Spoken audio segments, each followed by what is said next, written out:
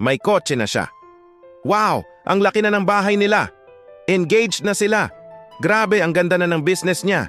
Pamilyar ba sa'yo yung mga linyang yan? Yung mga sandaling nag-i-scroll ka lang sa social media, tapos biglang may bubulaga sa'yo na life update galing sa isang kabatch mo, kaibigan, o dating katrabaho. At sa isang iglap, para kang sinampal ng katotohanan. Bigla kang mapapaisip, teka, anong nangyari sa akin? Bakit parang napag-iwanan na ako? Biglang papasok sa isip mo yung tanong na minsan, ayaw nating aminin pero madalas nating iniisip. Huli na ba ako? Nakikita mo yung mga kaedad mo na parang ang layo na ng narating. May sarili ng pamilya, may stable na trabaho, may investments, o di kaya ay nagta-travel sa iba't ibang bansa. Tapos titingnan mo yung sarili mo, ikaw, na parang hanggang ngayon, nangangapa pa rin. Para kang nasa starting line pa rin ng isang marathon kung saan yung iba malapit ng mag-finish line. Yung pakiramdam na parang lahat sila may manual sa buhay. Pero yung sayo, nawawala o hindi mo mahanap. Nakaka-frustrate, di ba? Nakaka-pressure, at higit sa lahat, nakakaliit ng sarili. Para bang may isang malaking orasan sa mundo at yung sayo, sobrang bagal ng takbo. Pero gusto kong huminto ka muna sandali. Huminga ka ng malalim. At pakinggan mo to, hindi ka huli. Uulitin ko. Hindi ka huli. Ang totoo niyan, hindi ka rin naman talaga napag-iwanan. Baka sa ngayon, hindi ka pa handa. At walang masama doon. Isipin mo ang isang puno ng kawayan.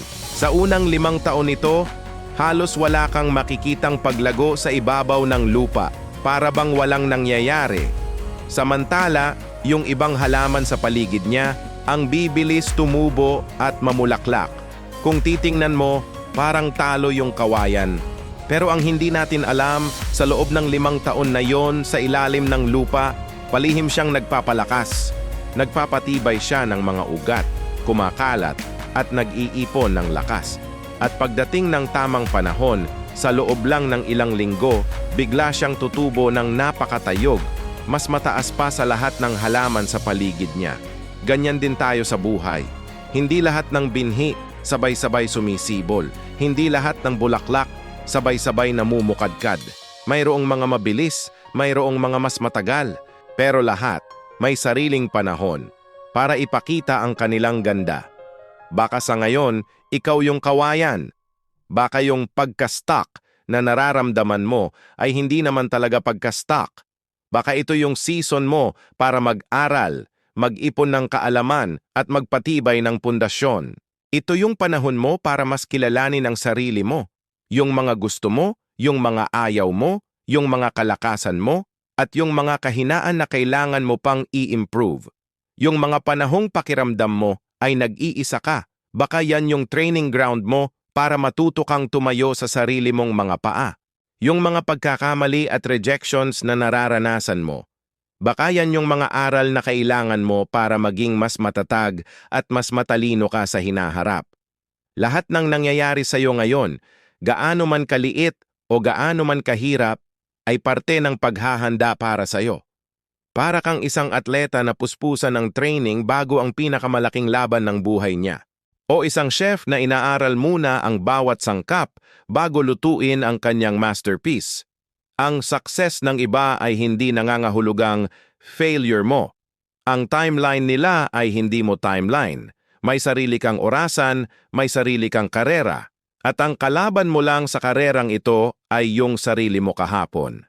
Kaya sa susunod na makaramdam ka ulit ng inggit o pressure dahil sa nakikita mo sa iba, tandaan mo to. Hindi ka late. Hindi ka failure.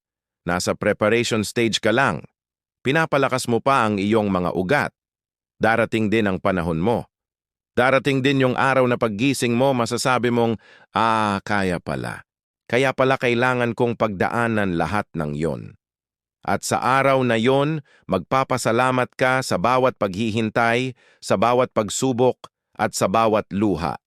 Dahil lahat ng yan ang humubog sa iyo para maging handa sa mas malaki at mas magandang future na nakalaan para sa iyo.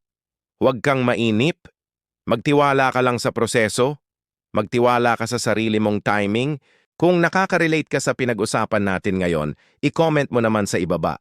Gusto kong marinig ang kwento mo. At huwag kalimutang mag-like, share at mag-subscribe para sa mas marami pang paalala na magpapatatag sa ating lahat. Hanggang sa muli,